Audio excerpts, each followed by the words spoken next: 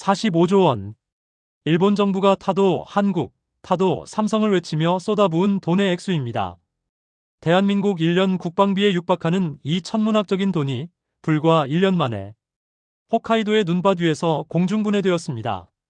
도대체 저 차가운 설원 한가운데서 무슨 일이 벌어졌던 걸까요? 그리고 일본이 45조 원을 태우는 동안 바다 건너 삼성은 왜 침묵하고 있었을까요?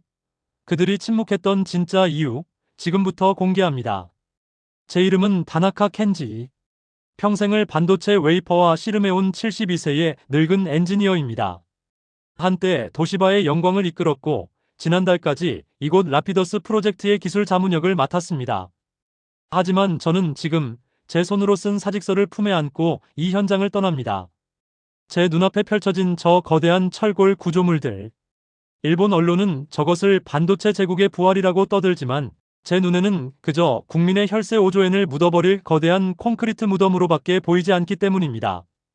일본 정부의 계산은 단순했습니다. 아니, 유치했습니다. 돈은 있다. 기술은 미국 IBM에게 사오면 된다. 공장은 도요타의 생산 방식으로 돌리면 된다. 그러면 한국이 독점한 반도체 왕좌를 뺏어올 수 있다. 그들은 반도체를 그저 돈을 넣으면 튀어나오는 자판기 정도로 생각했습니다. 하지만 그 오만한 계산서에는 가장 중요한 변수가 빠져 있었습니다. 바로 시간입니다. 삼성과 TSMC가 지난 30년간 수만 장의 웨이퍼를 깨뜨리고 엔지니어들이 뜬 눈으로 밤을 새우며 쌓아 올린 경험의 시간. 그 뼈를 깎는 고통의 시간을 돈으로 스킵할 수 있다고 믿은 것입니다. 제가 라피더스 회의실에서 우린 준비가 안 됐다고 경고할 때마다 관료들은 이렇게 말했습니다. 한국은 그저 제조 하청업자일 뿐입니다. 설계는 우리가 위입니다. 하청업자. 그 하청업자가 만든 메모리 칩 하나가 없으면 지금 전 세계의 AI가 멈추고 미군의 미사일이 발사가 안 되는 세상이 왔는데도 말입니다. 일본은 그들이 하청이라 무시했던 한국이 실제로는 얼마나 무시무시한 괴물로 진화했는지 꿈에도 모르고 있었습니다. 45조 원이라는 돈 잔치가 끝나고 난 뒤 찾아온 참혹한 현실. IBM의 설계도만 쥐고 텅 빈 공장에서 망연자실해 있는 일본 반도체의 현주소. 저는 오늘 내부자의 시선으로 그 치욕스러운 기록을 낱낱이 고발하려 합니다. 이것은 일본의 부활기가 아닙니다. 오만한 제국이 침묵하는 거인 한국 앞에서 어떻게 무너져 내렸는지에 대한 저의 참회록입니다. 시계 바늘을 잠시 2022년 겨울로 돌려보겠습니다. 라피더스 출범식이 열리던 그날 도쿄의 호텔 연회장은 마치 전쟁에서 이미 승리한 장군들의 축하 파티 같았습니다. 아직 공장 삽도 뜨지 않았는데 그들은 샴페인을 터뜨리며 서로의 어깨를 두드리고 있었습니다. 도요타, 소니, NEC, 소프트뱅크. 일본 경제를 떠받치는 8개 대기업의 회장들이 모였고 경제산업성 장관은 붉게 상기된 얼굴로 단상에 올랐습니다. 신사숙녀 여러분, 잃어버린 30년의 치욕은 오늘로 끝입니다. 우리는 미국의 IBM과 손을 잡았습니다. 세계 최강의 이나노 설계 기술이 우리 손에 들어왔습니다. 이제 한국이나 대만처럼 땀 흘려 기계나 돌리는 제조 하청의 시대는 끝났습니다. 일본은 고귀한 설계와 두뇌로 세계 반도체 시장을 지배할 것입니다. 장내는 박수갈채로 떠나갈 듯 했습니다. 곳곳에서 한국은 이제 끝났다. 삼성이 만드는 건 누구나 만들 수 있다는 비웃음. 섞인 농담들이 오고 갔습니다. 하지만 저는 그 웃음소리가 마치 장송곡처럼 들렸습니다. 식이 끝나고 이어진 비공개 전략회의. 저는 그곳에서 일본 제조 산업에 살아있는 신이라 불리는 자동차 업계의 거물 이사 SC와 마주했습니다. 다나카 상, 반도체도 결국 제조업 아닙니까? 우리 자동차 만드는 방식 알지요? 간판 방식. 재고를 남기지 않고 필요한 만큼 딱딱 맞춰서 조립하는 것. 이 세계 최고의 효율성을 라피더스 공장에 그대로 이식할 겁니다. 나사 조이듯 반도체를 찍어내면 수율 잡는 건 일도 아니지요. 저는 말문이 막혔습니다. 이사님, 자동차와 반도체는 다릅니다. 자동차는 나사 하나가 덜 조여져도 굴러가지만 반도체는 원자 하나만 자리를 이탈해도 칩 전체가 쓰레기가 됩니다. 효율이 아니라 먼지 한 톨, 온도 0.1도와 싸우는 처절한 화학 전쟁입니다. 자동차 조립하듯 접근했다가는 다 망합니다. 하지만 그는 제 말을 귓등으로도 듣지 않았습니다. 나사 조이는 것과 원자 단위를 조작하는 것의 차이를 구분하지 못하는 그 오만함. 그것이 비극의 서막이었습니다. 그들의 두 번째 오판은 바로 이곳, 공장 부지였습니다. 왜 하필 홋카이도였을까요? 물과 전기가 풍부해서? 아닙니다. 도쿄 땅값이 비싸니 그냥 싼 땅을 고른 겁니다. 저는 반대했습니다. 반도체는 기계가 아니라 사람이 만듭니다. 24시간 장비 옆에 붙어 있어야 할 젊은 천재. 엔지니어들이 곰과 여우가 돌아다니는 이 유배지 같은 설원에 오려고 하겠습니까? 한국의 삼성 평택 공장, 기흥연구소는 수도 서울과 가깝습니다. 최고의 인재들이 모여들죠. 하지만 라피더스는 모집 공고를 내도 지원자가 없습니다. 눈 구경은 지겹다며 젊은이들은 도쿄로 떠나고 현장에는 정년퇴직하고 갈 곳 없는 저 같은 노인들만 모였습니다. 이곳은 첨단 기지가 아니라 노인정이 되어가고 있었던 겁니다. 그리고 결정적인 순간이 찾아왔습니다. 대만 TSMC의 전설적인 창업자 모리스 창. 반도체 업계에서는 신적인 존재인 그가 일본의 라피더스 프로젝트를 두고 인터뷰를 했습니다. 그날 아침 신문을 받아든 경제산업성 국장의 얼굴이 흑빛으로 변하는 걸 저는 똑똑히 봤습니다. 일본이 이나노 반도체를 하겠다고요? 유감스럽지만 일본에서는 불가능합니다. 일본의 근무 문화로는 24시간 돌아가는 파운드리 전쟁을 감당할 수 없습니다. 성공 확률은 제로에 가깝습니다. 그것은 저주가 아니라 냉철한 예언이었습니다. 평생을 반도체에 바친 거장의 눈에는 보였던 겁니다. 헝그리 정신을 잃어버린 일본, 칼퇴근과 매뉴얼에만 집착하는 일본이 한국과 대만의 야수 같은 속도를 절대 이길 수 없다는 것을요. 하지만 관료들은 그 신문을 구겨 쓰레기통에 처박으며 소리쳤습니다. 늙은이의 헛소리다. 우리는 사무라이 정신이 있다. 사무라이 정신? 칼 들고 설치던 사무라이가 기관총 든 군대에게 전멸당했던 역사를 그들은 까맣게 잊고 있었습니다. 사실 우리에게도 변명할 거리는 있습니다. 우리는 한때 진짜 왕이었으니까요. 1980년대 전 세계 메모리 반도체 시장의 80%가 메이드 인 재팬이었습니다. 미국 인텔이 도저히 일본을 못 이기겠다며 메모리 사업을 포기하고 도망갔을 정도였으니까요. 그때 우리의 자부심은 하늘을 찔렀습니다. 수명 25년 보증. 우리가 만든 디램은 25년을 써도 고장나지 않는 완벽한 예술품이었습니다.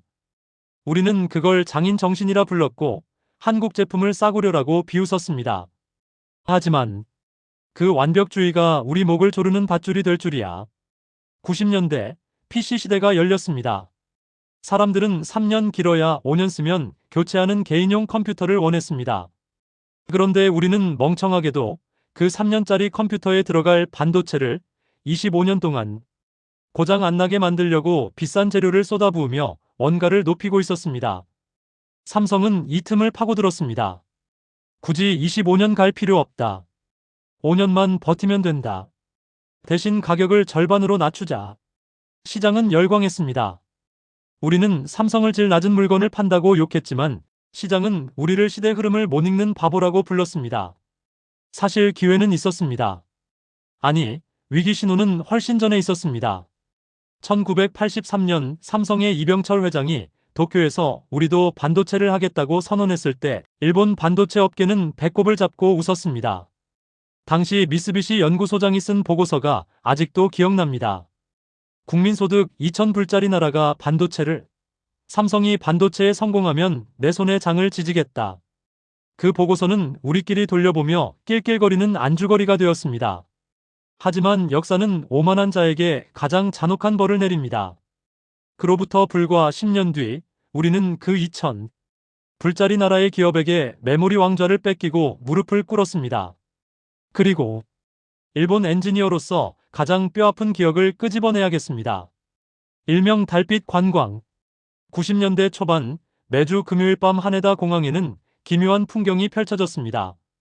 도시바, NEC, 히타치의 1급 기술자들이 선글라스로 얼굴을 가린 채 서울행 비행기에 몸을 실었습니다. 삼성은 그들에게 주말 이틀 동안 기술을 가르쳐주는 대가로 한 달치 월급을 현찰 봉투에 담아 쥐어줬습니다. 저도 제 옆자리에 앉아있던 동료, 사토가 그 비행기를 타는 걸 봤습니다. 제가 멱살을 잡고 물었습니다. 자네, 조국을 배신할 셈인가? 기술을 팔아먹고 부끄럽지도 않나? 그러자 사토가 씁쓸하게 웃으며 말하더군요. 타나카, 회사에서는 내 말을 들어주지 않아. 내 기술이 썩어가고 있다고. 그런데 한국 놈들은 내 말 한마디 한마디를 받아 적으려고 눈에 불을 켜고 달려들어. 그 열정이 무섭지만 부러워. 그렇습니다. 호랑이 새끼를 키운 건 결국 우리였습니다. 우리의 기술과 그들의 헝그리 정신이 만났을 때 어떤 괴물이 탄생할지 그때는 아무도 몰랐습니다. 결국 2012년 일본 반도체의 마지막 희망이었던 엘피다마저 파산했습니다. 그날 저는 깨달았습니다.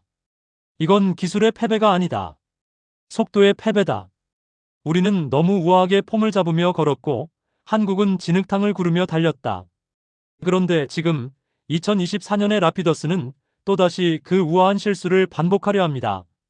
반도체 전쟁은 이미 총칼 없는 3차 대전이 되었는데 아직도 사무라이 흉내를 내며 목검을 휘두르고 있는 꼴입니다. 그리고 그 착각의 대가는 우리가 상상조차 하지 못했던 거대한 벽, 이나노 공정이라는 현실의 벽 앞에서 처참하게 청구됩니다. 2023년 여름, 홋카이도의 짧은 여름이 끝나갈 무렵이었습니다.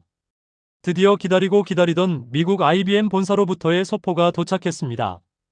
암호화된 하드디스크와 수천 페이지 분량의 기술 문서. 바로 이나노 공정 설계 키트였습니다. 관료들은 그 하드디스크를 마치 신주단지 모시듯 들어올리며 환호했습니다. 보라, 이것이 바로 게임 체인저다. 이제 이 설계도를 공장에 넣고 돌리기만 하면 삼성의 멱살을 잡을 이나노 칩이 쏟아질 것이다. 그들의 눈에는 그 데이터가 보물지도로 보였을 겁니다. 하지만 현장 책임자이자 제 수제자인 야마모토 수석의 눈에는 그것은 보물지도가 아니라 재앙의 초대장이었습니다. 데이터를 분석하러 들어간 지 딱 일주일째 되던 날, 야마모토가 제 방으로 뛰어들어왔습니다. 그의 눈은 퀭했고 입술은 바르르 떨리고 있었습니다. 선배님, 이건 사기입니다. 아니, 이건 설계도가 아니라 그냥 잘 그린 풍경화입니다. 진정하게. 풍경화라니? IBM이 검증한 데이터 아닌가? 검증이요? 네, 연구실에서는 검증됐겠죠. IBM 뉴욕 연구소에서 박사님들이 하얀 가운 입고 핀셋으로 한 땀 한 땀 만든 칩 데이터란 말입니다. 여기엔 어떻게가 없습니다. 회로 모양만 그려져 있지. 그 회로를 그릴 때 온도는 몇 도여야 웨이퍼가 안 깨지는지, 가스 압력은 어떻게 조절해야 회로가 안 끊어지는지. 대량 생산을 위한 공정 마진 값이 단 하나도 없습니다. 저는 눈을 감았습니다. 올 것이 왔구나. 반도체 공정에는 레시피라는 게 있습니다. 라면 하나를 끓여도 물의 양, 불의 세기, 시간 조절이 생명인데 하물며 원자 단위의 회로를 그리는 작업은 오죽하겠습니까? IBM은 그저 라면을 완성하면 이런 모양이 됩니다라는 사진만 보내온 겁니다. 그런데 일본 정부는 그 사진 한 장 달랑 들고 이제부터 하루에 라면 100만 그릇을 끓여내라고 명령한 것입니다. 하지만 진짜 지옥은 따로 있었습니다. 바로 빛이었습니다. 이나노라는 미세한 선을 그리려면 인류가 만든 가장 비싸고 예민한 기계, 네덜란드 ASML사의 EUV 노광 장비가 필수입니다. 한 대 가격 5천억 원, 무게 180톤. 이 괴물은 지구상에서 가장 다루기 힘든 야수입니다. 저희는 테스트를 위해 급히 대여한 구형 EUV 장비를 돌려보았습니다. 네덜란드에서 파견 나온 ASML 슈퍼바이저 반데르 씨가 우리를 지켜보고 있었습니다. 스위치를 올리자 거대한 굉음과 함께 플라즈마 빛이 번쩍였습니다. 그리고 1시간 뒤 첫 번째 웨이퍼가 배출되었습니다. 결과는 처참했습니다. 웨이퍼 표면은 마치 폭격을 맞은 듯 검게 그을려 있었고 회로는 죄다 녹아붙어 있었습니다. 칩 100개를 만들면 100개가 불량. 수율 0%. 이것이 45조 원을 쏟아부은 일본 반도체의 적나라한 성적표였습니다. ASML 엔지니어가 조용히 다가와 제게 영어로 속삭이더군요. 이 환경은 준비가 안 됐어요. 그가 가리킨 모니터에는 수천 개의 빨간색 에러 코드가 뜨고 있었습니다. 온도 제어 실패, 진동 감지, 초점 심도 이탈. 알고 보니 홋카이도 공장의 지반이 미세하게 흔들리고 있었고 클린룸 내부의 공기 흐름조차 UV의 예민한 빛을 방해하고 있었던 겁니다. 이 장비는 먼지 한 톨은커녕 작업자의 숨소리에 섞인 수분까지 통제해야 하는 기계였습니다. 그 순간 저는 소름 끼치는 공포를 느꼈습니다. 바다 건너 한국의 삼성전자. 그들은 이미 2019년에 전 세계 최초로 이 괴물 같은 EUV 장비를 양산 라인에 깔았습니다. 들리는 소문에 의하면 초기에 삼성 엔지니어들이 태워먹은 웨이퍼 값만 수조 원이 넘는다고 합니다. 그들은 그 죽음의 계곡을 어떻게 건넜을까요? 매일 밤을 새우며 수만 번의 실패 데이터를 쌓고 장비가 숨 쉴 때마다 변하는 온도 0.001도까지 잡아내는 노하우. 그 피와 땀으로 만든 황금 레시피가 삼성의 비밀 금고에 잠겨 있습니다. 우리는 돈으로 장비만 사오면 그 레시피가 공짜로 딸려오는 줄 알았습니다. 마치 최고급 칼을 샀으니 나도 이제 전설의 횟집 주방장이 될 수 있다고 착각한 것입니다. 그 절망적인 밤, 휴게실 TV에서 한국 뉴스가 흘러나왔습니다. 삼성전자, 꿈의 기술 GAA 세계 최초 양산 성공. 저는 들고 있던 종이컵을 떨어뜨릴 뻔했습니다. 라피더스 관료들은 3나노. 우리가 할 2나노보다 숫자 높으니까. 별거 아니네라고 비웃었지만 저는 알고 있었습니다. 저 뉴스가 일본 반도체에 대한 사형 선고라는 것을요. 반도체는 전기가 통하는 문을 얼마나 잘 조절하느냐 싸움입니다. 지금까지 인류는 문을 3면만 감싸는 핀팩 기술을 썼습니다. 우리 라피더스가 하려는 2나노도 이 방식의 연장선이었습니다. 그런데 삼성은 그 문을 위, 아래, 좌, 우 사면으로 완전히 감싸버리는 차원이 다른 기술을 세계 최초로 성공시킨 겁니다. 이것은 단순히 숫자의 문제가 아닙니다. 우리가 이제 막 구형 프로펠러 비행기를 만들려고 설계도를 펴고 끙끙대고 있는데 저만치 앞서가던 한국은 이미 제트 엔진을 달고 우주로 날아가 버린 것입니다. 우리가 2027년에 2나노를 만든다고요? 그때가 되면 삼성은 이미 GAA 기술이 적용된 1.4나노, 1나노 칩을 찍어내고 있을 겁니다. 우리가 만들 칩은 공장이 완공되기도 전에 박물관에나 가야 할 구형 유물이 될 운명이었습니다. 그날 밤, 제 수제자 야마모토는 책상에 엎드려 소리 죽여 울었습니다. 선배님, 우리가 틀렸습니다. 우리는 삼성의 등을 보고 쫓아가는 게 아니었습니다.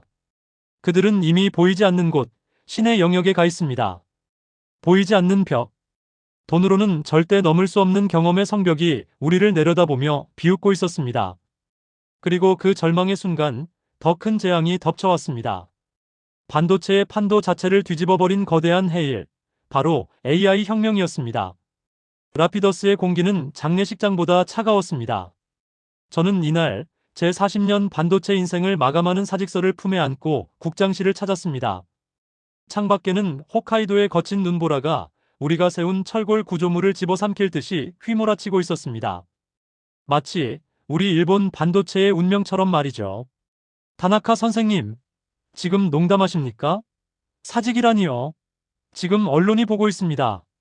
선생님 같은 원로가 나가버리면 이 프로젝트는 바로 좌초됩니다. 정부가 1조엔, 아니 필요하면 2조엔을 더 추경 예산으로 잡겠다고 했습니다. 돈은 썩어나게 많단 말입니다. 국장님, 반도체는 자판기가 아닙니다. 돈을 넣는다고 기술이 튀어나오지 않습니다. 그럼 뭐가 문제입니까? 장비도 샀고 공장도 짓고 있잖아요. 삼성이 하는 거 우리 일본이 마음만 먹으면 못할 게 뭐냐고요. 그 마음이 틀려먹었습니다. 우리는 지금 시계를 거꾸로 돌리려 하고 있습니다. 국장님, 어제 뉴스 보셨습니까? 우리 엔지니어들이 0% 수율과 싸우며 절망하고 있을 때 한국의 하이닉스는 HBM 5세대를 양산해서 엔비디아에 독점 공급했습니다. 독점입니다. 이건 이제 전쟁이 끝났다는 신호입니다. 성문은 닫혔고 열쇠는 한국이 가져갔습니다. 그깟 메모리 쪼가리. 우리가 CPU 만들면 다 우리 밑으로 기어들어오게 되어 있어. 국장의 고함 소리가 텅 빈 사무실에 메아리 쳤습니다. 그의 붉게 충혈된 눈을 보며 저는 슬픔을 느꼈습니다. 저것은 분노가 아니었습니다. 인정하고 싶지 않은 현실 앞에서의 발작이었습니다. 일본이라는 거대한 제국이 침몰하고 있는데 선장이라는 사람들은 아직도 우리는 불치망이다라고 소리치고 있는 꼴이었죠. 저는 자리에서 일어나며 마지막으로 한마디를 남겼습니다. 국장님, 진짜 공포가 뭔지 아십니까? 우리가 한국을 못 따라가는 게 아닙니다. 우리 편이라 믿었던 일본의 기업들마저 지금 짐을 싸서 현해탄을 건너고 있다는 사실입니다. 제가 라피더스를 떠나야만 했던 결정적인 이유, 그것은 기술 격차 때문만이 아니었습니다. 일본 반도체 산업을 지탱하던 최후의 보루, 소부장 생태계가 붕괴되는 현장을 목격했기 때문입니다. 일본은 늘 자만했습니다. 반도체 완제품은 한국에 내줬지만 그걸 만드는 재료는 다 우리 것이다. 우리가 불화수소, 감광액 안 팔면 삼성 공장은 멈춘다. 2019년 아베 총리의 수출 규제는 바로 이 오만의 정점이었습니다. 하지만 5년이 지난 지금 어떤 일이 벌어지고 있는지 아십니까? 일본 정부 펀드가 인수한 국책기업 JSR, 웨이퍼 세계 1위 시네츠 화학, 반도체 장비의 거인 도쿄일렉트론, 심지어 패키징 장비 1위 토화까지.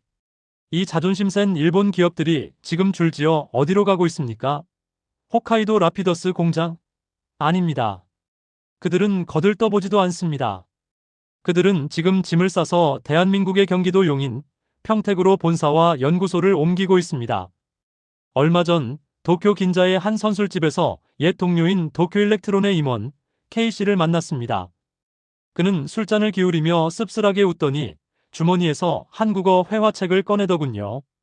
다나카-상, 나 요즘 한국어 배워. 빨리빨리 감사합니다. 수율 잡겠습니다. 미친 짓 같지? 근데 어쩔 수 없어. 일본에는 고객이 없어. 라피더스? 언제 돌아갈지도 모르는 공장에 내 장비를 넣으라고. 그러다 회사 망해. 지금 용인에 가면 삼성이랑 하이닉스가 공장을 짓는데 크레인만 수백 대야. 땅이 울린다고. 거기 붙어 있어야 콩고물이라도 떨어져. 우린 이제 슈퍼을이 되어야 살아남아. 슈퍼을.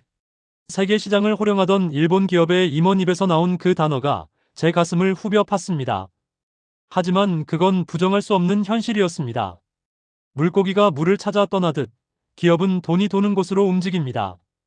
일본이라는 연못은 말라비틀어졌고 한국이라는 바다는 넘실대고 있으니까요. 이것이 바로 매국이 아니라 생존이라는 이름의 대탈출이었습니다. 그날 밤 저는 호텔방에서 한국 뉴스를 보며 또 한 번 절망했습니다. 화면 하단에 흐르는 자막 하나. 대한민국 정부 마이너스 기업 반도체 메가 클러스터에 622조 원 투입 확정. 622조 원. 순간 저는 제 눈을 의심했습니다. 엔화로 환산하면 약 70조 엔. 일본 정부가 역대급 결단이라며 라피더스에 쥐어준 돈이 고작 5조 엔입니다. 한국은 그 14배가 넘는 돈을 그것도 망설임 없이 쏟아붓고 있는 겁니다. 이것은 단순한 돈 싸움이 아닙니다. 의지의 차이입니다. 일본이 예산 심의하고 도장 찍고 책임은 누가 지냐며 서로 눈치 보는 그 1년 동안 한국은 산 하나를 밀어버리고 공장 뼈대를 세웁니다. 622조 원이라는 돈은 한국이 전 세계에 던지는 메시지입니다. 이 판에서 나가고 싶으면 나가라. 하지만 남고 싶으면 우리 밑으로 들어와라. 이것은 경쟁이 아닙니다. 초격차를 넘어선 절대통치 선언입니다. 유치원생이 올림픽 금메달리스트에게 싸움을 거는 것보다 더 무모한 짓을 우리 일본이 하고 있었던 겁니다. 지금 인류는 AI라는 새로운 불을 발견했습니다. 미국의 마이크로소프트, 구글, 테슬라, 메타. 전 세계의 천재들이 이 불을 차지하기 위해 미친 듯이 달리고 있습니다. 그런데 참 아이러니하죠? 그 천재들이 꿈꾸는 미래가 한국이 만든 손톱만한 칩 없이는 단 1초도 작동하지 않는다는 사실이 말입니다. 샘 알트머니, 마크 저커버그가 왜 전용기를 타고 일본을 지나쳐 한국으로 달려갈까요? 스시가 맛없어서가 아닙니다. 자신들의 목숨줄을 쥐고 있는 게이트키퍼, 문지기가 바로 한국에 있기 때문입니다. 삼성전자는 이제 단순한 제조사가 아닙니다. 메모리도 주고 생산도 해주고 포장까지 우리가 다 해서 너희 손에 쥐어줄게. 일명 턴키 전략. 이것은 전 세계 빅테크 기업들에게 보내는 유혹이자 협박입니다. 우리 손을 잡지 않으면 너희는 경쟁에서 탈락한다. 일본이 라피더스라는 모래성을 쌓으며 자위하고 있을 때 한국은 전 세계 IT 기업들을 자신들의 생태계 안에 가두는 거대한 요새를 완성했습니다. 우리는 그 성벽 밖에서 녹슨 칼을 쥐고 멍하니 서 있는 낙오자일 뿐입니다. 일본 국민 여러분, 그리고 이 영상을 보고 계실 한국의 시청자 여러분, 저는 이제 늙고 지친 몸을 이끌고 40년간 몸담았던 반도체 업계를 영원히 떠납니다. 제 동료들은 저를 배신자라고 부를지도 모릅니다. 하지만 누군가는 말해야 했습니다. 우리의 실패를 인정하지 않으면 우리는 영원히 2류, 3류로 전락할 것이라고 말입니다. 우리는 틀렸습니다. 모노즈쿨이라는 낡은 껍질 속에 숨어 세상이 바뀌는 소리에 귀를 막았습니다. 우리는 일본이다라는 근거 없는 오만이 우리의 눈을 가렸습니다. 그리고 인정합니다. 한국은 옳았습니다. 모두가 불가능하다고 비웃을 때 목숨을 걸고 도전했던 그들의 야성, 실패를 두려워하지 않고 넘어지면 피를 닦으며 다시 뛰었던 그 헝그리 정신, 그것이 오늘의 압도적인 승리를 만들었습니다. 저기 홋카이도의 눈보라 너머로 해가 지고 있습니다. 일본 반도체라는 태양은 이미 졌습니다. 다시는 떠오르지 않을 것입니다. 하지만 저 바다 건너 서쪽을 보십시오. 그곳에는 AI 시대를 밝히는 수많은 별들, 은하수가 떠오르고 있습니다. 이제 반도체의 시대, 그 왕관의 주인은 명백합니다. 미국도 대만도 일본도 아닙니다. 바로 대한민국입니다. 오늘 다나카 씨의 고백 어떻게 들으셨나요? 누군가에게는 통쾌한 승리의 기록이겠지만 우리가 기억해야 할 것은 그 승리가 거저 얻어진 것이 아니라는 점입니다. 수많은 엔지니어들의 피와 땀, 그리고 멈추지 않는 혁신이 만든 결과입니다. 지금 이 순간에도 불 꺼지지 않는 대한민국의 연구소들을 응원하며 오늘 영상을 마칩니다.